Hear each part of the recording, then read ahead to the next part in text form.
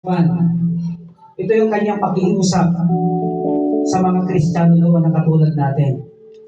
Sabi niya, mga kapatid, alang-alang sa mga saganang habag ng Diyos sa atin,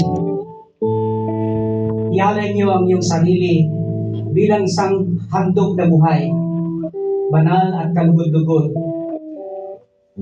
sa Diyos. Ito ang karapat-dapat na pagsamba ninyo sa Diyos.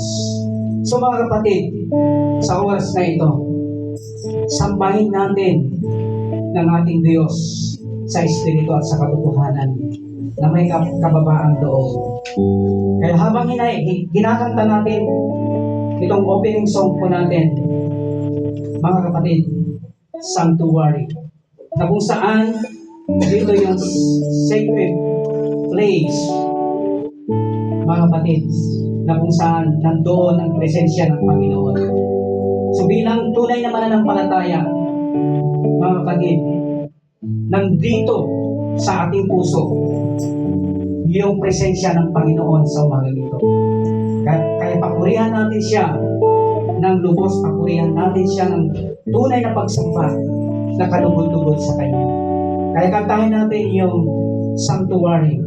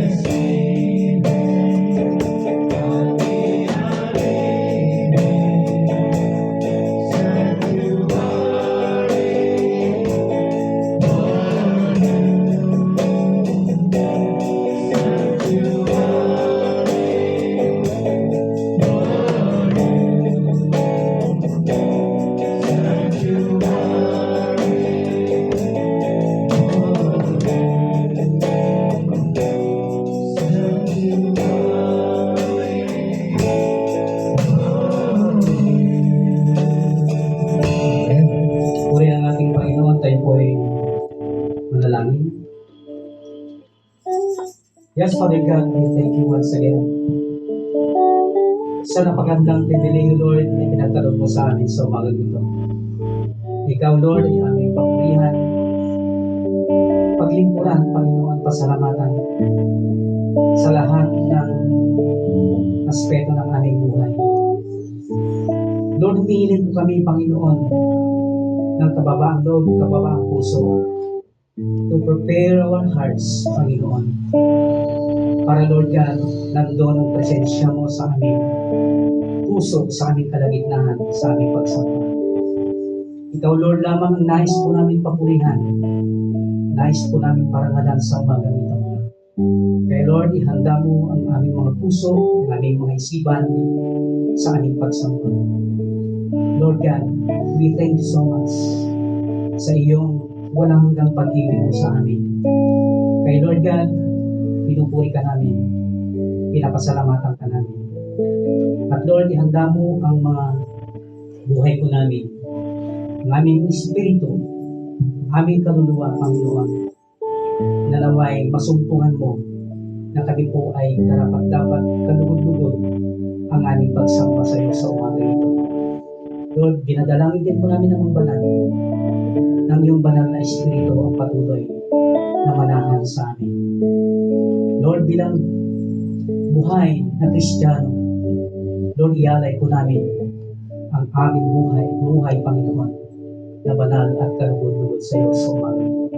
Lord, ang lahat ng ito ay aming dalangin sa matamis na pangalan ng aming Panginoon Jesus. Amen. Amen.